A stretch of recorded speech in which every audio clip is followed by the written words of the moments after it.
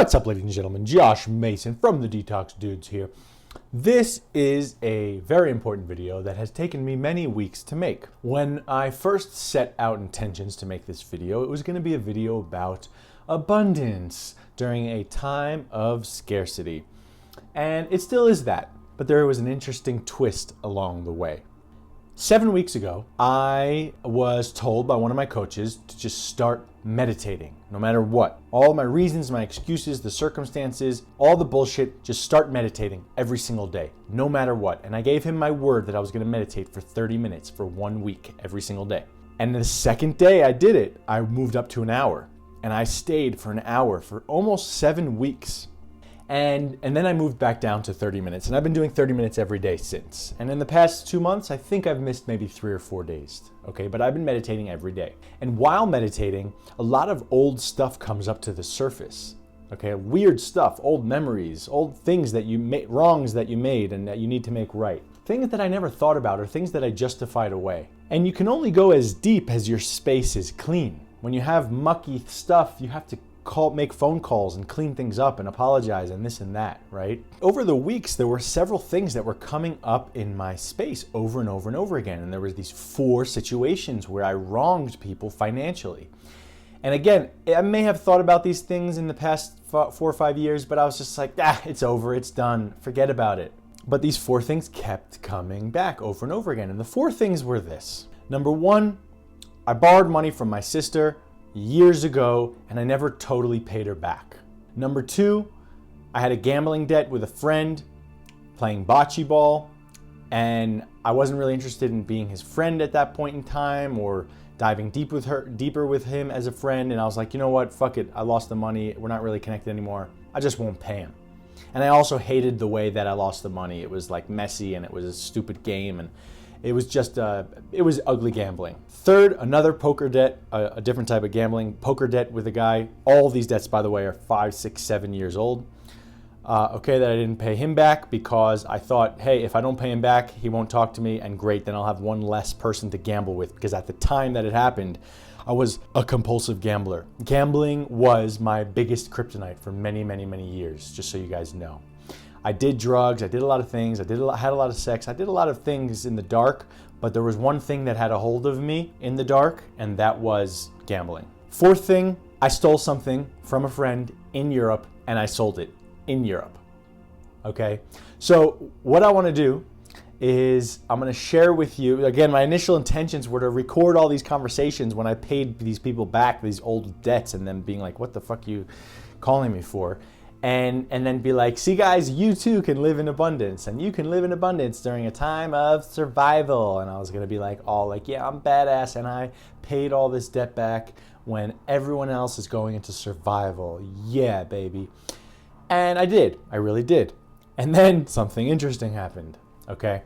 So why don't we first get into all of the events, what happened, and then I'll share with you the phone call or the text message conversation that I had with the individual after I paid him back. And then I'll tell you what happened, the wild card here. So this goes back about two weeks ago. The first thing I did is I asked this dude for his PayPal address. I haven't talked to him in a while. And he gave me his PayPal address, and he's like, for what? I sent him $300. You can check it out on the screen.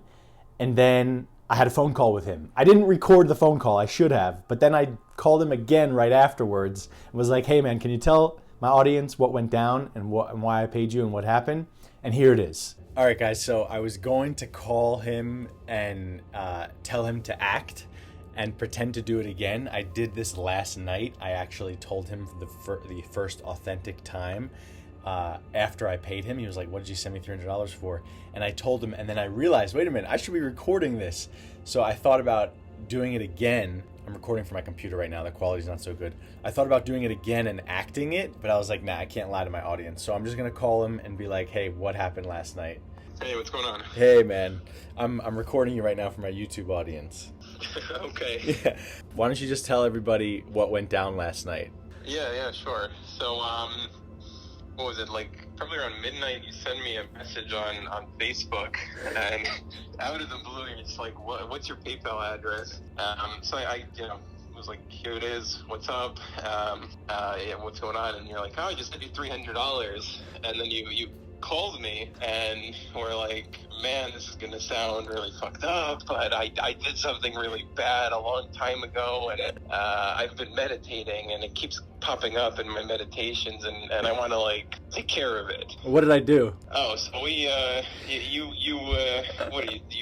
been working for me, and you're like, oh, I stole something for $300, and that's why you whatever, PayPal me $300 last night.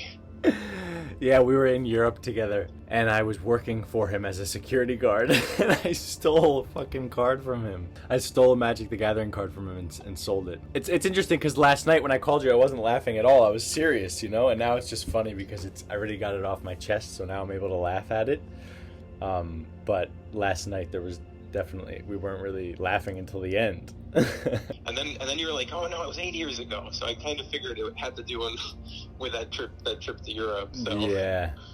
And then at the end of the call, you said the funniest thing. You said, "Oh well, if anything else, what was it? If anything else comes to mind, let me know." If you want to get anything else off your chest. All right. Well, appreciate it, man. Thank you. Hey, thank you. All right. So the next thing that happened is I Venmo'd my sister $2,250 or $2,500 out of nowhere. She didn't even know where it came from. And that's because a long time ago I borrowed $5,000 from her. In 2013, when I first started my massive depression, I was living in the Lower East Side of Manhattan, and I was desperate to keep it. I was like, I won't stay depressed for long. Little did I know it would be 4 more years. But I was like, I'll keep this place, I'll find a job. And she was helping me pay rent, and she was helping me pay my student loans when I wasn't able to work, and I was living in the Lower East Side, going through a nightmare. So I called her. We had a relatively surface conversation. We haven't been that close as of recent, though I must say we feel closer now after I paid her this. So I Venmo'd it to her. I told her what it was about. I said, I'm sorry it took so long. Are we all clear financially? And she's like, yeah. Here's that conversation. Oh, wrong one. That was her old boyfriend. Hello? Hey. Hi. How you doing? Good. I just sent you $2,500 on Venmo. I just got a notification for that. Why? Yeah. Well, I owe you money, and I forgot about it for a while. Just want to see if we're all clear. Yeah, I mean, yeah. I don't even know how much you owe me. It's fine. Yeah, I don't remember exactly. I think it was somewhere like 5, but yeah. It was long ago, and I have a practice right now of just clearing all of my old debts, even stupid things from 10 years ago. So, why are you doing that? Just to allow deeper levels of abundance to come into my life, and to get clear, and to not have anything lingering in my space, you know? Every once in a while I remember thinking about there was a few things. Now the interesting thing is that right after that I could feel something in my space free up, like, and what I didn't realize, because my dad had called me a half hour after I sent money to my sister, and I hadn't talked to my dad in weeks, and he was like, hey, how's it going? He didn't mention anything, but I could tell that he was more loving towards me. And what I realized is that he was actually, I could be wrong, I didn't have this phone call with him, I could be wrong, but it was like he was holding me wrong to some degree for not paying my sister back. The reason I didn't pay her back was a few reasons. Number one, guys, it's pathetic, the justifications you can make, but number one, I was like dying at the time. I don't believe in any of these justifications, let me just say that, but I will act out the justifications the way they occurred to me. So, number one was, I thought I owed her 5 and she kept saying I owed her 10, and the disagreement made me not want to pay her anything. I had paid her $2,500 years ago when I just sent her half of it. And then all these years, I maybe had thoughts of it every once in a while, but I was like, she's super rich.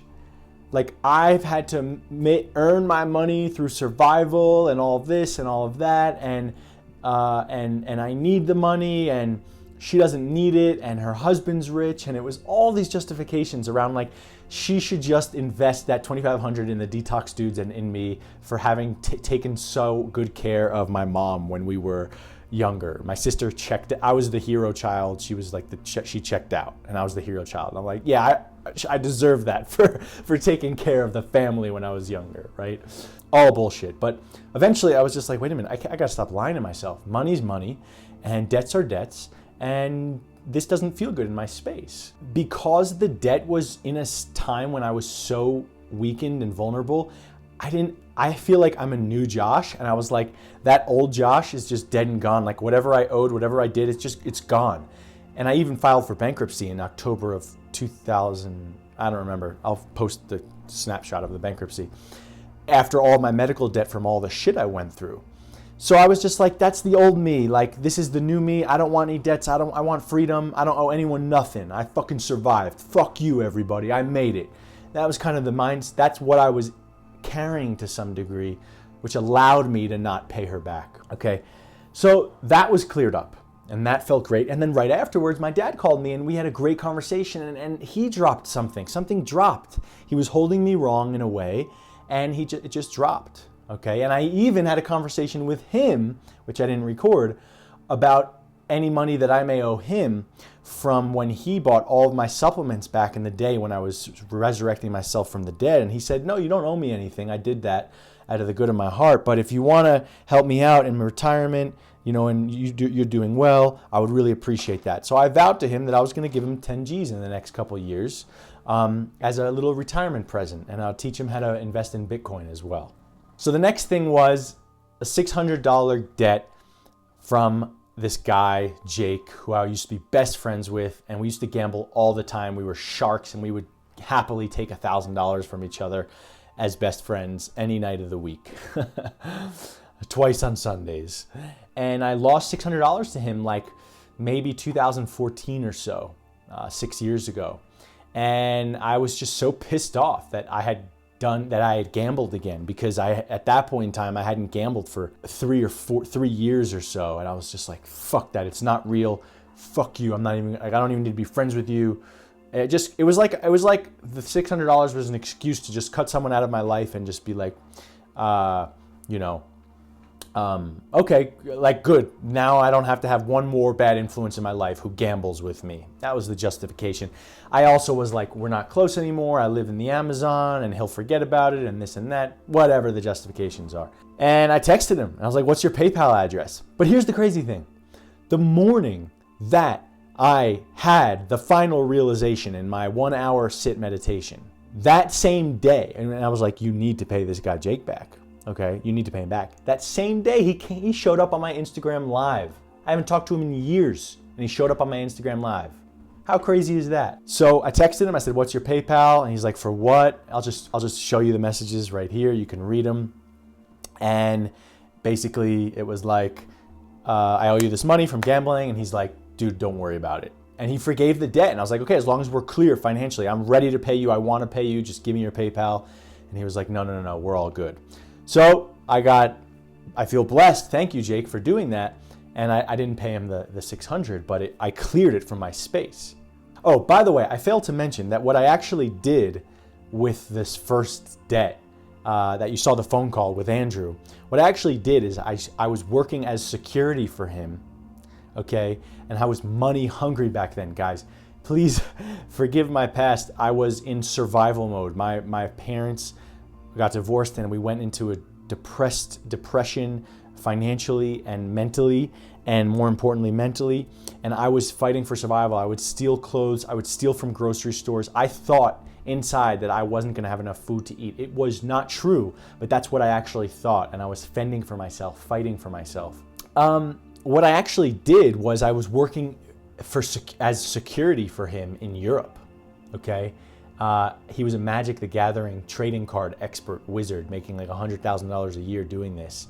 And we were in Ghent, Belgium, and I was working as security, and I literally stole one of his cards. See, we were good friends, we loved each other, but I also just would do anything for money. And if it meant stealing from him, it meant stealing from him. I didn't steal I rarely steal, but at the time I was in a group of friends who like cheated with each other in poker, right?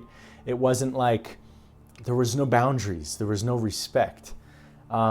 And I stole one of his cards for $300, a Magic the Gathering card, and I sold it at the auction right then and there, and I got 300 euros.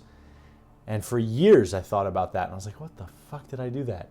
So anyway, that's what I actually did, and that was what the phone call was about, and that's what I told him. And the final thing, which happened a week later because I had forgotten about it, there was a debt of $200 from a guy, Jeremy, who I gambled with many years ago, probably 5 years ago, and I simply left his house and I didn't pay him back.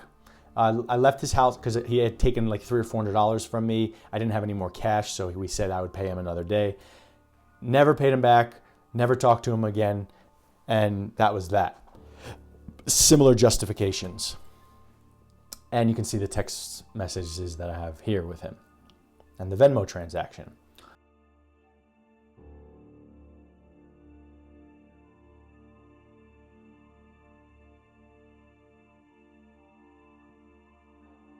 So that was all of them, I think. I hope. There was 4, and that was all of them.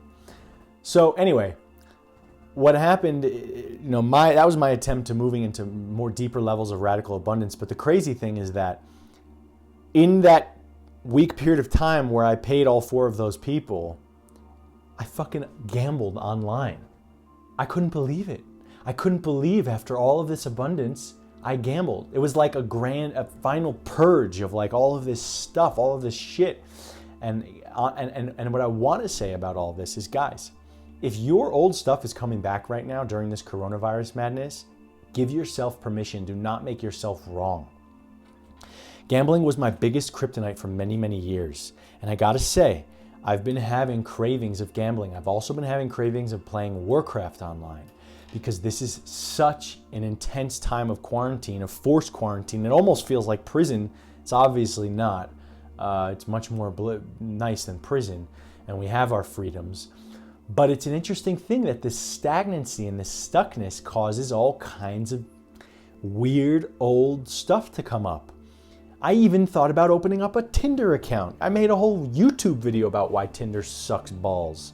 And I thought about opening up a Tinder account because there's something really lonely and isolating about all of this. And it's like we're craving stimulation, we're craving attention, we're craving touch, right?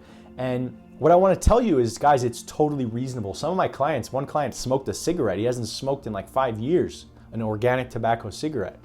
I gave him permission. I was like, yeah, dude, do it. Just do it. See what it's like, There's no reason. We don't have to hate ourselves or be militant with these things.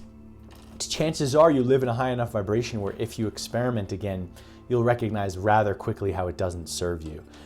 So all that abundance talk brought me into this feeling of like, let me just try gambling again. Maybe I can make a lot of money. I lost dollars in like an hour. I never was a good gambler. I was an amazing poker player and a horrible gambler. Why? Because I was compulsive and emotional and couldn't control myself.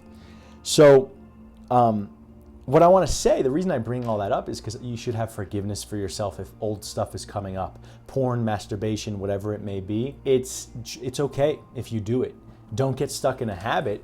You do want to bring out that militant willpower at some point if you do it a couple times, but touch the waters, taste the waters, you'll know right away, oh, this is not the life I want to live. I haven't gambled since. I don't anticipate I will again, but if I do, it's okay.